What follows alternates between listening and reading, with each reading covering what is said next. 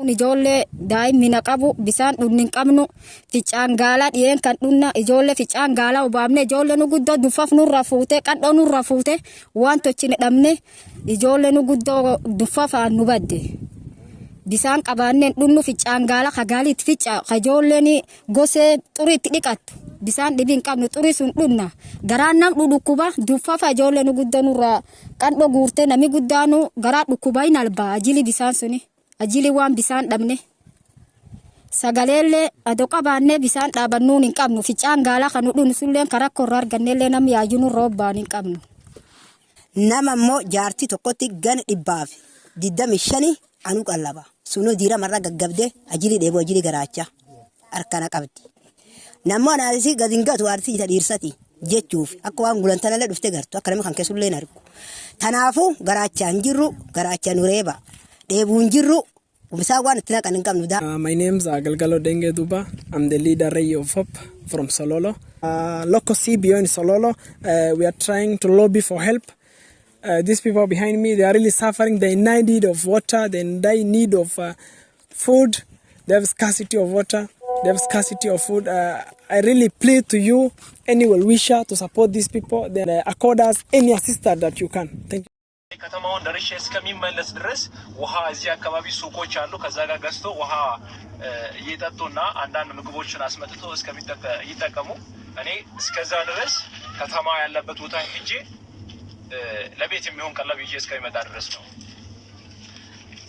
አማገን ከድርዴሜ ዋኛተን ሲቀበደ ዱፉ ቢሪ kan qabadu ሲንጀ ድርዴሜ ቀበደ ቢዱፋ ዋኛተን kan biri kan furadu kan ke arma wana juice wana bishani rachimutu kabata juice gastachu እየጠጣችሁ ጠብቁኝ ቀለብ ይዤ እመጣለሁ አሲ አማ wana juice wana bishani ijoolleen suuqi siifute agana waan sun nyaadhu amma waan at nyaatu waan qallaba na siifida deddeeme siifita ede እሺ እሺ ነሚ ዋን ሳማና ዋና ከረም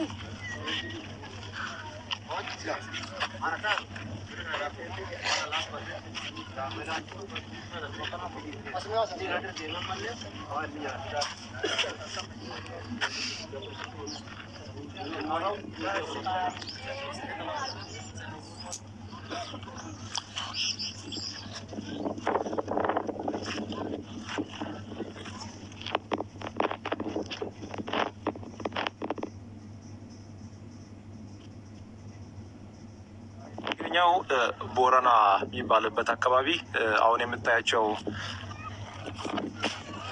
የምታያቸው እነዚህ ወገኖች ከተለያየ ገጠራማ አካባቢ የሚበሉትን ነገር ሲያጡ ወደ አንድ አካባቢ ተሰብስቦ መጥቶ ያሉ ወገኖች ናቸው። እናንተ ደጋግ የሀገሬ ልጆች አቅማችሁ በሚፈቅደው ሁሉ የምትችሉትን እንድታደርጉ ለነዚህ ወገኖች የምትችሉትን ነገር ብታደርጉ ብዙ ነገር ማድረግ አይደለም። የነዚህ ሰዎች ችግር የውሃ ጥምና ትንሽም ነገር ቢሆን የሚቀመስ ነገር ነው። እባካችሁን ደጋግ የሀገሬ ልጆች አገር ውስጥም ውጭም ያላችሁ አቅማችሁ በሚፈቅደው ነገር ሁሉ ለምን 1 ሊትር ውሃ ብቻ አይሆንም 10 ብር እንኳን ልካችሁ እነዚህ ሰዎች ያሉበትን ችግር ብንታደጋቸው ካሉበት ችግር እንዲወጡ የበኩላችንን ብናደርግ የምን መልእክትን አስተላልፋለሁ። እባካችሁን እጅ ለእጅ ተያይዘን አቅማችን በሚችለው አቅማችን በሚፈቅደው ነገር ሁሉ ከነዚህ ወገኖች ጎን እንድትቆሙ በፈጣሪ ፍቅር በትህትና ይጠይቃችኋለሁ። እነዚህ ሰዎችን ብቻ ለመደገፍ እርዳታ ለማሰባሰብ የከፈትነው አካውንት ይኸው እንግዲህ ተርቦ ነው የወደቀው ይሄኛው ህፃንና ምን ያህል እጅግ በጣም ከባድ እንደሆነ ተመልከቱ።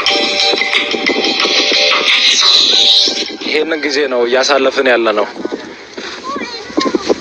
ይሄንን ጊዜ ነው የምናሳልፈው። ምንም አያውቅም ህፃን ልጅ ነው። ይኸው እንግዲህ በድንገት ነው ያገኘሁት። የተራበ ልጅ ነው።